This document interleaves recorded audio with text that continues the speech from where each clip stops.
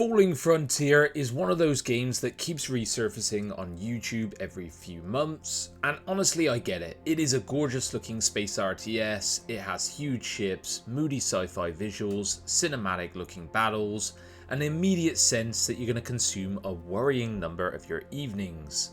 But a lot of coverage ends up circling the same old stuff, same trailers, same information, the same big space RTS with beautiful battles framing.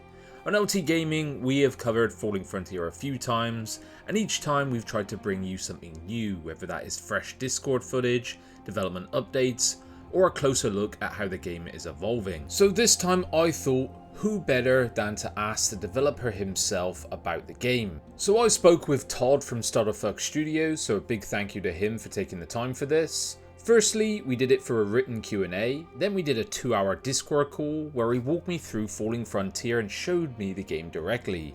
We talked about inspirations, design philosophy, the way the systems connect, and how the game currently looks. After the call, Todd also sent over custom footage to highlight the specific things we discussed, and I'll be showing that throughout this video. Now, this is quite a departure for content here at LT Gaming. If you do like this sort of thing, let us know with a comment. Drop a like on it and help us on the algorithm, and of course you're welcome to subscribe for more content like this. So let's begin with what actually is Falling Frontier, because I think this is where some of the coverage around the game is slightly undersold elements of it.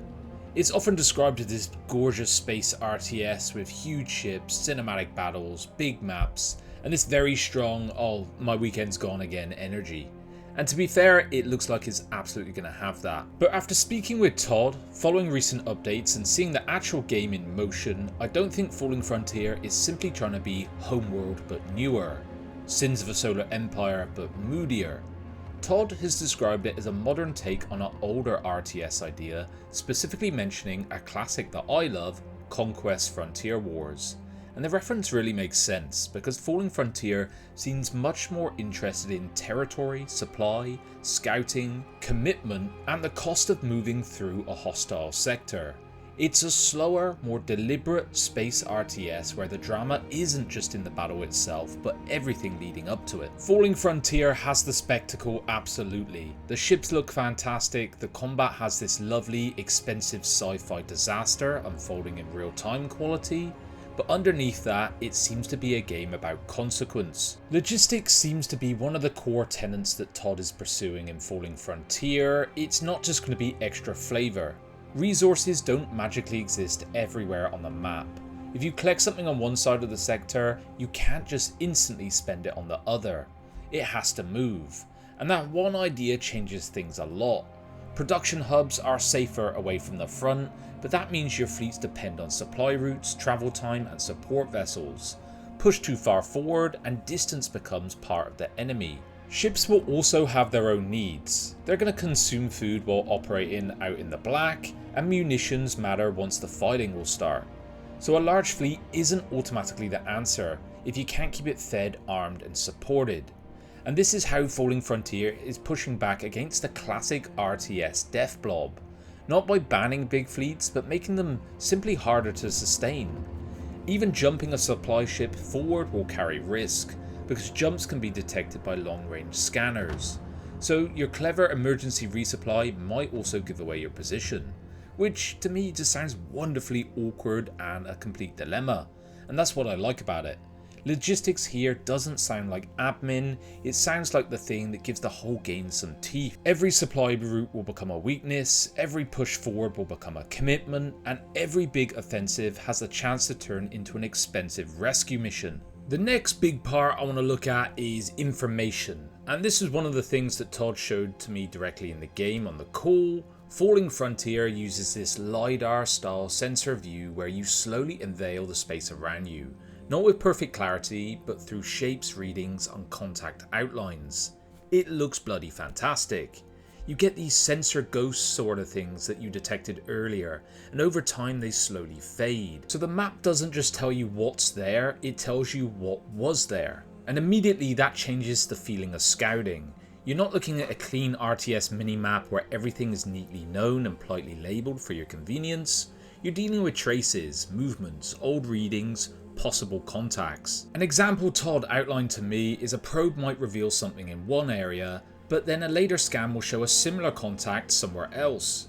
But you don't know for certain if it's the same ship moving or a different ship entirely, and that gives Falling Frontier a really brilliant atmosphere. It makes space feel very uncertain, not empty, but very unknowable.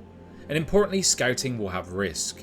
Todd explained that sending out multiple probes will increase the risk of giving away your own position, so gathering information isn't free, it's another choice that carries consequence. And when I was looking at the game, this thoughtful outlook was immediately apparent. And all of these systems feed into the combat. One thing Todd made clear to me is that Falling Frontier isn't aiming for massive RTS battles where hundreds of tiny ships melt into a big laser soup. A major engagement in game might be closer to something like 6 ships versus 6 ships.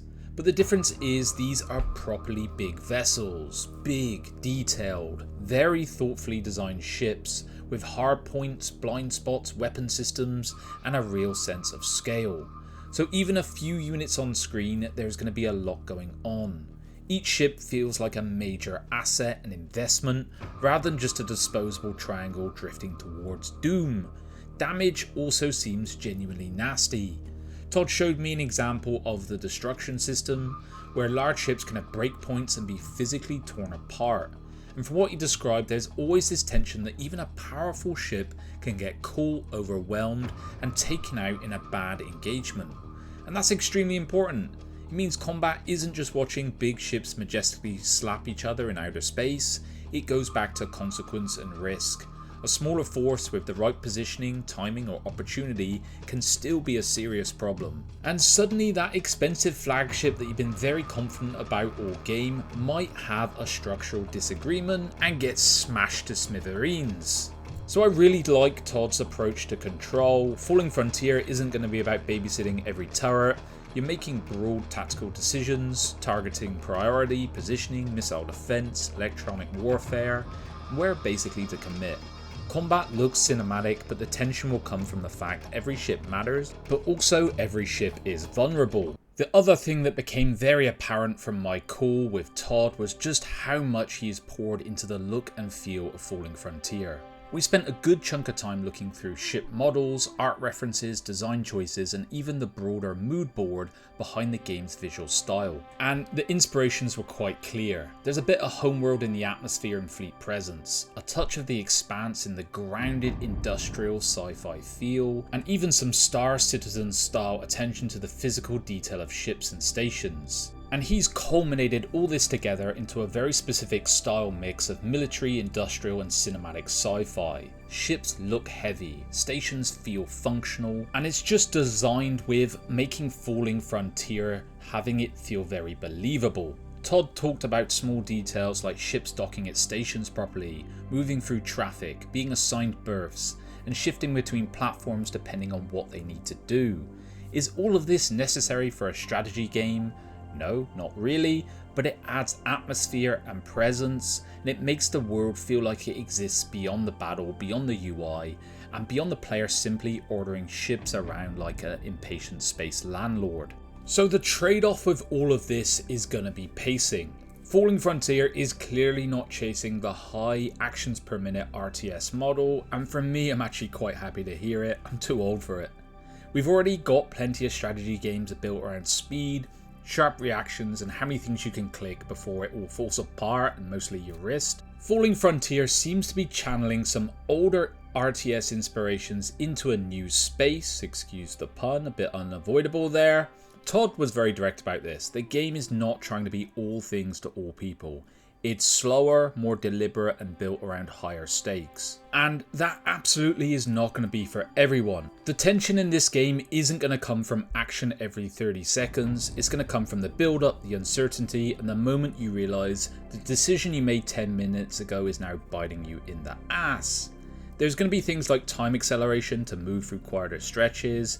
Todd mentioned a scenario creator coming in the early access, which will let players build more focused experiences, including combat-heavy scenarios. But fundamentally, this seems to be a slower, heavier kind of space RTS, and something I can't recall seeing in quite some time, so it can't be very excited for it. So what were my impressions when I actually saw the game? So Todd loaded the game up and played through several different parts of it while talking me through the systems, and honestly I gotta say it ran beautifully. I didn't notice any stutter, hitching or obvious performance wobbles, which is fantastic to see. The real test is going to be when it gets in the hands of players and seeing what works, what breaks, and are people going to have a good time with it. My assertion from what I have seen and observed so far, this isn't just ambition, smoke and mirrors, it looks like a very meaningful, coherent game, and I can't wait for you guys to give me your feedback on it. And so I think all of this culminates in where the aftermath becomes very important in your engagements in this game. In a lot of RTS games, if you win the battle, that's sort of it. You gather up what's left, move forward, try to destroy the base, all of this stuff. Falling Frontier seems to be more thoughtful, and I'll be honest, a little bit nastier than that. Todd explains to me that ships can only repair so much while out in the field. Even with a full crew, yet your ships are fully crewed, they're going to be brought back up to only around 80% operational status. So if they need greater repairs than that, they need to return to a space dock. So you might win the first engagement, but you're then in a terrible position for the second, a Pyrrhic victory if you like. A very different kind of pressure than what we're used to in RTS. Suddenly your damaged ship isn't just still alive, it can become a liability. It will need some protection till it can get some repairs, possibly having to withdraw, and if it's deep in enemy territory, getting home might be half your problem. Then there's the crew side of it, as I just mentioned before. Todd said ships take time and resources to build, and losing one can be devastating. It's not just the metal you lose the crew as well, and those people are part of your economy, unless you can rescue them and return them to base. So this will give combat that proper sense of the word I keep returning to, which is consequence. You don't just trade units, you risk ships, crews, resources, repair capacity, and of course momentum. And I really like that, because it means victory can still hurt you. And so bringing this whole thing together for you guys, what has stood out to me most from speaking with Todd wasn't just the systems, the ships, and the unreasonable amount of detail going into this game, it was the ethos behind it. He told me he spent roughly a quarter of his life making Falling Frontier through the usual ups, downs, delays and moments where I imagine it can be quite trying. But the thing I've really respected, he's been adamant about not taking money from players until he feels he's got a genuinely strong product here. He could have gone down the Kickstarter route, plenty of devs do, and to be clear I've got nothing against that, it's handled well. But Todd's view is he didn't want players out of pocket before the game was ready, and I do find that admirable. So in summation, I don't think Falling Frontier is a game that's being rushed out to capitalise on wishlist numbers or trailer hype. I think it's being built very carefully, stubbornly, around a very clear idea of what it wants to be. And if Todd and Stutter Fox can bring all this together, the logistics, the scouting, the ship damage, the atmosphere, the scale, and that sense of consequence, then Falling Frontier could be a genuinely special title for space strategy fans and RTS fans in general. Alright guys, that will do it for today. Bit of a different type of video. Let me know your thoughts, your questions, and just general information you want to know, and I'll try to answer you in the comments. As always, cheers for watching, and I'll see you guys on the next one. Bye bye now.